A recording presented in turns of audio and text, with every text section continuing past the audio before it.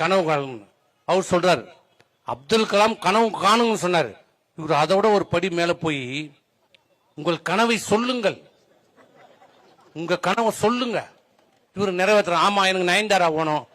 இவர் கனவு நிறைவேற்றுவாரா? இவன் கேப்பான் நயன்தாரா எனக்கு கல்யாணம் பண்ணி வைன்னு கேப்பான். இவர் கனவு நிறைவேற்றுவாரா? அந்த இடத்துல தொங்குச்சான் ஒவ்வாலு, அது அண்ணாந்து பார்த்தானா கோவாலு. அந்த மாதிரி நம்ம மேக்கப் மாமா சிவி சண்முகம் நயன்தாரா கேட்கிறாரு.